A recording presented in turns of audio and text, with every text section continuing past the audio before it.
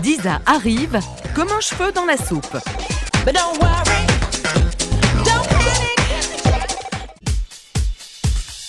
Ah les amis, la ministre des Transports, Jacqueline Galland, a demandé qu'un rapport hebdomadaire lui soit rendu pour connaître un peu mieux le monde du rail. Je ne sais pas encore qui a été désigné pour le faire, mais comme on n'est jamais mieux servi que par soi-même, eh bien je me suis lancée. Et voici mes observations qui lui serviront ou pas. Premièrement, cette demande de rapport m'indique qu'aucun ministre n'a pris les transports en commun. Ou alors plus depuis les années bissextiles de 1981, parce que sinon quelqu'un les aurait forcément interdits pour cause sanitaire. Parce que, le train, c'est un petit peu comme un vieux papy qui se serait fait dessus en tentant de faire le marathon en déambulateur. C'est dégueulasse, inconfortable et ça arrive forcément avec du retard. Alors au niveau du rapport, c'est simple, le train de Jemep-Liège de 5h43 jeudi est arrivé sans encombre. Oui, je gagne du temps en vous disant ça parce que j'en ai pas mal perdu ces derniers temps. Je connais tous les horaires de tous les trains belges par cœur. Surtout depuis cette année où ils ont décidé de changer les chiffres par des lettres, c'est pas con. C'est même plus facile, regardez.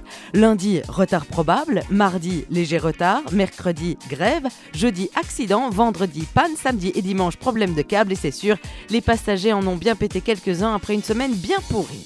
Même si je ne suis pas contre le fait d'admirer le paysage sans intérêt des champs ruraux aux abords de Lenden, quand je dois prendre le train vers Anse, ce n'est pas en tant que touriste égaré qui veut ramener une statuette de souvenir de papa, et ça, il faudrait quand même bien qu'un jour vous le compreniez. Au niveau des tarifs, douloureux et scandaleux, tout autant que la dernière chanson de Benjamin Biolay. À 29,60 € l'aller-retour pour Liège-Bruxelles, on devrait minimum avoir des mojitos avec quelques cacahuètes de bienvenue. Et puis arrêtez avec votre slogan, là, les transports en commun, ça nous rapproche. Parce que je ne veux pas faire ma difficile. Mais faut tout de même avouer qu'à 8h du mat, avoir en pleine tronche le mélange concentré de la laine du dernier pochetron du coin, l'acné purulente des ados et les poils des dessous de bras du sosie de Sébastien Chabal, ça ne me donne pas trop envie de me rapprocher de mon prochain. Non, faut pas après s'étonner qu'on soit attaché à notre voiture. Le jour où on me foutra la paix, que j'aurai du chauffage, une place assise, de la bonne musique, que j'arriverai à l'heure, le tout pour une somme dérisoire, peut-être que je reprendrai le train.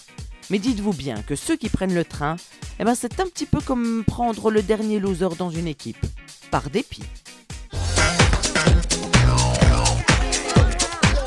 La chronique d'Isa repart comme un cheveu dans la soupe. But don't worry,